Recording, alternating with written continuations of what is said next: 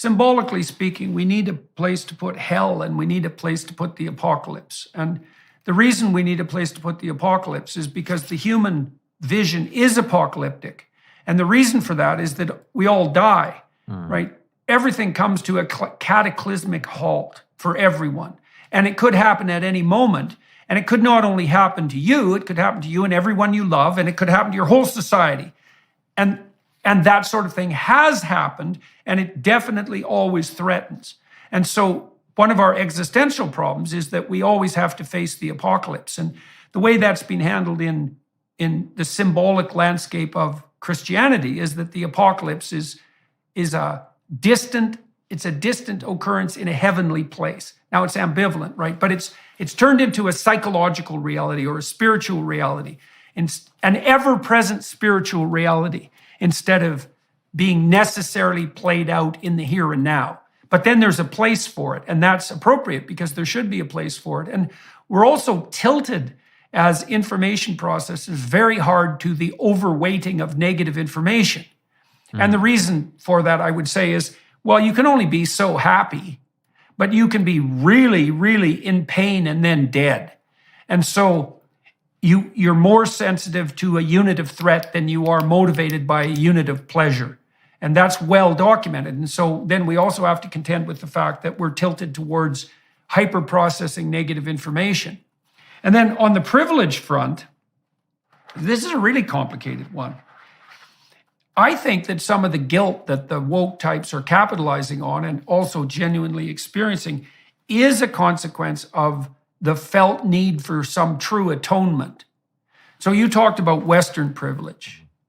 And so, if you live in the West, you're in the top 1% by global and historical standards. So you are privileged. And then you have to contend with the fact that, well, you didn't really earn that, not to some degree, because your pathway forward is going to be proportionate in its success to your work. But, you're born and there are highways and there are automobiles and there's an electrical grid and you have this wealth that's offered to you.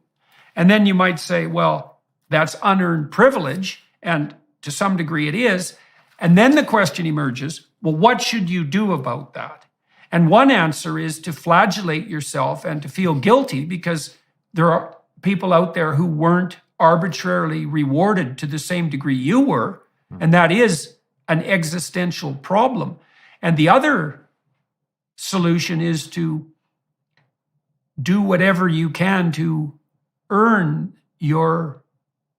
the gifts you've been given, the talents you've been provided with, right? And to say, well, my goal is to justify by my actions the privileges and opportunities I have been granted, and then to work hard to extend those to the degree that's possible to the people around me and to others. And I would say that's genuine atonement.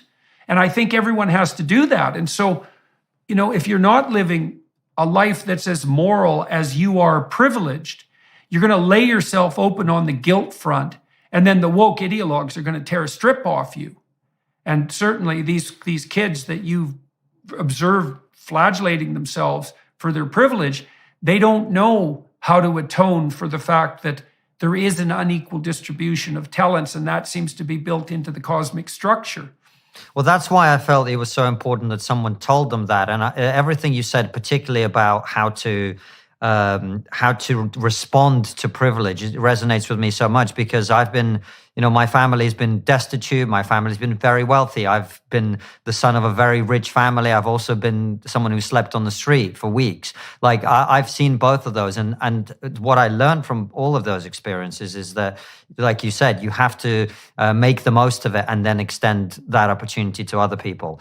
And that's the only way of dealing with it. And there's no other way if you want to be constructive. But Let's come back to your point about a positive vision for the future and why conservatives will struggle with it. I think one of the reasons is that inevitably young people do need to rebel against something, and conservative instinctively want to suppress all rebellion because they want to avoid change. And that's why, as someone who's kind of I call myself politically non-binary, that's why I'm excited about talking about this political vision and positive, not political, a positive vision of the future, because I think that's what's needed. And I don't think the anti-woke position, which a lot of us have had to engage in for some time, is going to be the answer, because you have to have something that people buy into, and it can't be normative in the way that conservatives often want it to be. You must do this. That's not going to work with young people. They don't want that. What they want is something that allows them to channel their rebellion into something heroic and productive, as you said, which is why I think showing young people the way out of wokeness through what I talked about in the speech and what you and I just talked about, which is work hard, build and create. That is going to be the way. And I think you probably know my friend Melissa Chen. She tweeted something about this years ago that I thought it was so spot on. She said, you cannot remain woke if you build anything, whether that's a business, whether that's muscle, whether that's a family. And that's why I challenged these kids at the Oxford Union and the audience who were watching, of course, to build and create things. Because the moment you start, you suddenly find out that, hey, just whining about stuff doesn't work. And when you get down to the business of doing things, turns out there's a reason that things are the way they are. There's a reason things don't work quite the way you'd like them to, because reality suddenly comes into conflict with ideology. And so that's why I think it's so important to give kids and young people a path to doing things, because it's only when you're doing things that you start to realize the limitations. And I'm a huge fan of Thomas Sowell, and this is one of his things that he always says, that there are no solutions, only trade-offs. And you only learn this as a young person by the experience of doing stuff, because when you're young, you come at the world and you go, well, the world isn't perfect, I must perfect the world. And no one's explained to you, and you probably didn't listen if they tried to explain to you, the fact is the world is not perfectible. The world will always be imperfect, and all you can do is tinker at the edges to try and improve it. So one of the things I've noticed on my tour, one of the things that's perplexed me, let's say, is that I wrote these books that are full of rules, and you might think that that would turn people off for the reasons that you just described, young people being turned off by, let's call it conservative moralizing. And that's a kind of finger shaking. You should. Mm-hmm. And should is if you were doing your duty. It's something like that. Yes. And look, you should do your duty. But you can also understand why young people would chafe against that, because, well, why should they be certain that doing their duty in exactly the same manner that duplicates the past is the best pathway forward? Because sometimes it clearly isn't. And there are inadequacies of the past that need to be rectified. So the conservatives stumble in relationship to establishing a bridge to young people by being moralizing. And the more evangelical types of, say, fundamental Christians fall into the same problem. Now, one of the things I've noticed, and this has been very, very cool, and I've really tested this in hundreds of venues, is I usually sometime in my lectures, talk about the relationship, the necessity of finding meaning as the antithesis of suffering, let's say, because the quest for meaning becomes most compelling when you're simultaneously suffering or someone you love is suffering. That's when the arrow finds its mark, let's say. And I walk people through a thought exercise, I suppose, is, well, what do you have when you're suffering that's going to sustain you? And you might say, well, you have the work that you're still capable of doing and the fruits of your labor that might offer you some security. You have whatever creative enterprises you might be able to engage in that still contain the shadow of meaning, at least. Then you have your intimate relationship and the person who might be caring for you while you're in dreadful condition, and you have your family and your friends. And that's really what you have. And then on the abstract end, maybe you have beauty and truth and justice and, the noble ideals.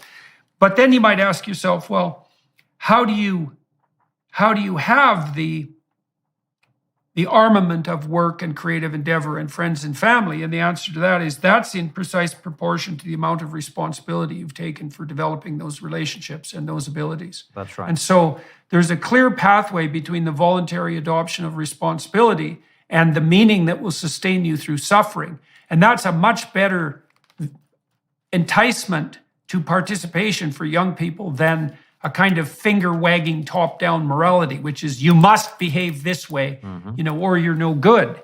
And even though, as I said, there's some truth in that, it's not an invitational vision. No. And I think that there's a way to summarize that very neatly, Jordan, which is what I know would work for me, which is to say, there are things that you want. What are they? And if you want those things, this is what you need to do. You don't have to do it. I'm not saying you must do it. I'm not your dad. But if you want to achieve these outcomes that you care about, then you are going to have to put in the work. And I'm not telling you which outcomes you should pursue necessarily, but the way to get there isn't going to be to glue yourself to a road, to stop an ambulance, get into a hospital, which is what these Extinction Rebellion people do here in the UK. And I think that once young people are on that path, we don't get to control the art and the culture that they're going to create. That is their path, and that is their duty, and that is their job to do.